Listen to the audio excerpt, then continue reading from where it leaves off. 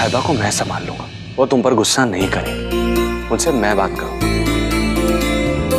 अब चलो सो जाओ, तुम्हें नींद की जरूरत है। अपनी आंखें बंद करो।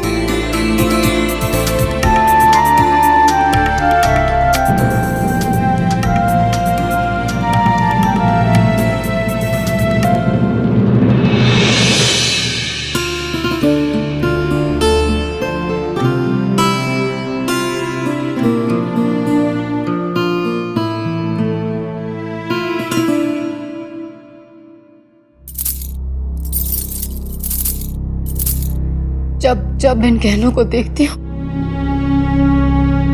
तो मेरे सारे जख्म उभर कर आ जाते हैं। ऐसा लगता है जैसे ये हमारा मजाक उड़ा रहे हो, क्योंकि अब हम इन्हें सिर्फ देख सकते हैं। हम चाहकर भी इन्हें पहन नहीं सकते। इन्हें देखकर हम सिर्फ उस मनहूस दिन को याद करके रो सकते हैं जब भगवान ने हमारी मांग सूनी कर दी थी।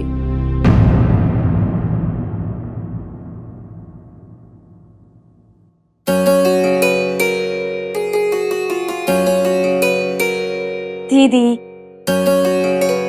अकेले में किससे बात कर रही है?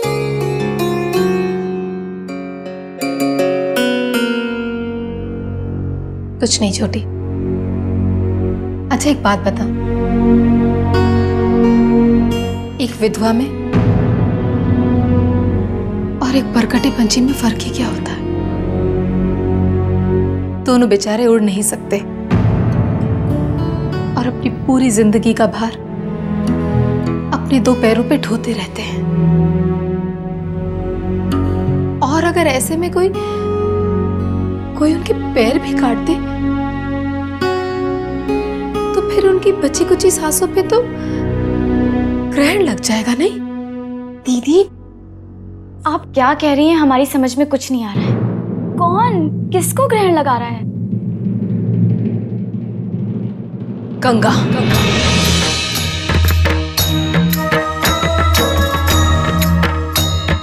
जब से वो इस हवेली में आई है, हमारी खुशियों को तो जैसे ग्रहण ही लग गया हो। गंगा के आने से? कैसे दीदी? बहुत भोली है तू। अरे तू देख नहीं रही? जब से वो गंगा इस हवेली में आई है, तेरी और मेरी अहमियत देवी साहिबा की नजरों में कम हो गई है। अरे इस घर की बहुएं हैं हम, और हमें उस गंगा की तीमारदारी करनी पड़ रही है। दीदी वो बीमार है और बीमारों की तो सेवा करनी चाहिए, पुण्य मिलता है। कोई बीमार नहीं है वो, ये सब बहाने हैं उसके। हम जानते हैं वो इस हवेली में सिर्फ हमसे हमारे हक छीनने आई है। दीदी, आप भी पता नहीं क्या क्या सोचने लगती है। हमें लग रहा है गंगा को लेकर आपने बहुत बड़ी गलतफहमी पाल ली है। दीदी, जहां तक हम उसे समझ पाए हैं, गंगा बिल्कुल वैसी नहीं है। वो तो बहुत सीधी है,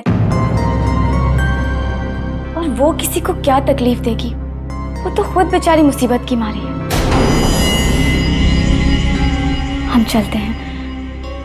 दीदी, आप भी गंगा के बारे में ज्यादा मत सोचिए। वो बिल्कुल ऐसी नहीं है जैसी कि आप सोच रही हैं, ठीक है?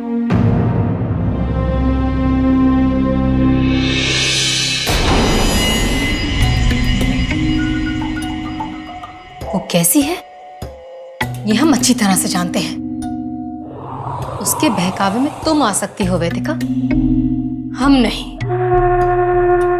अगर कोई हमारे हक छीनने की कोशिश करेगा ना, तो हम तो उसे मिटा ही देंगे, फिर चाहे वो कोई भी हो।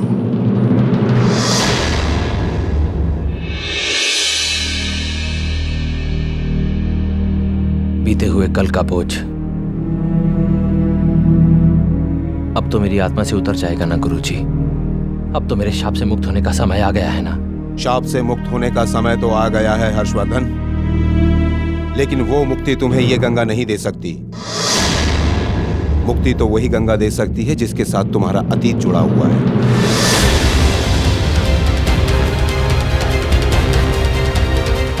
पर गुरुजी, अतीत को वापस कैसे लाया जा सकता है?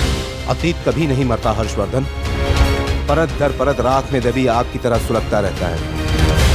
जरूरत है गंगा को उसका अतीत याद दिलाने। गंगा को उसका 20 साल पहले वाला अस्तित्व याद दिलाना होगा तुम्हें।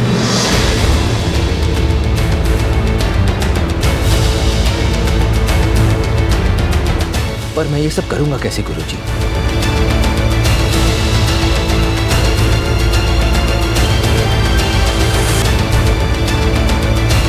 तुम्हें उसका हृदय जीतना होगा और उसे अपनी अर्धांगिनी बनाना होगा।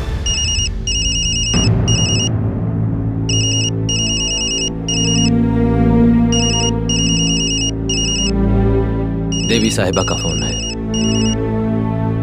जरूर गंगा के बारे में बात कर रही होंगी।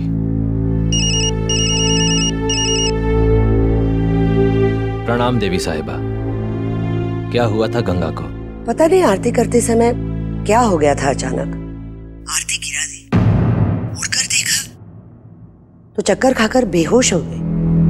अब उसका ख्याल रखिए देवी साहिबा। हम जल्द से जल्द हवेली वापस आ रहे हैं। प्रणाम। खुश रहो। देखा हर्षवर्धन, संकेत स्पष्ट होते जा रहे हैं। गंगा के अतीत में लौटने की यात्रा अब शुरू हो चुकी है। अब तुम्हारा वहां जाना जरूरी है। तुम्हारी तपस्या पूर्ण होने को आई है हर्षवर्धन।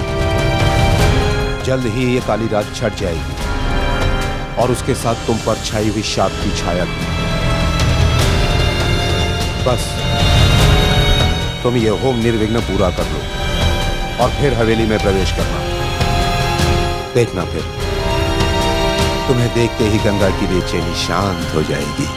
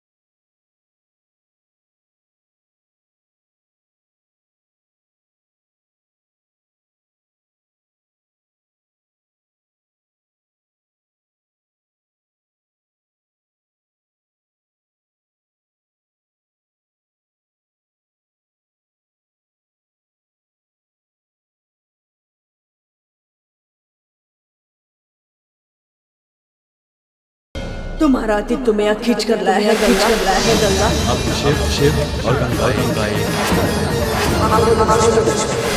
भाग जाओ, चली जाओ यहाँ से।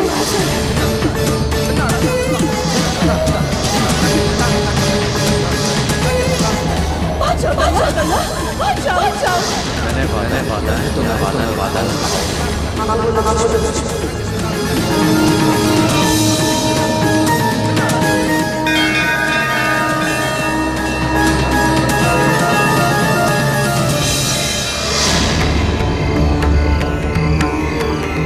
तुम्हारी तपस्या पूर्ण हुई हर्षवर्धन। शिव का आशीर्वाद अब तुम पर रहेगा। अब दुनिया की कोई भी ताकत तुम्हारे शाप को खत्म होने से रोक नहीं सकती।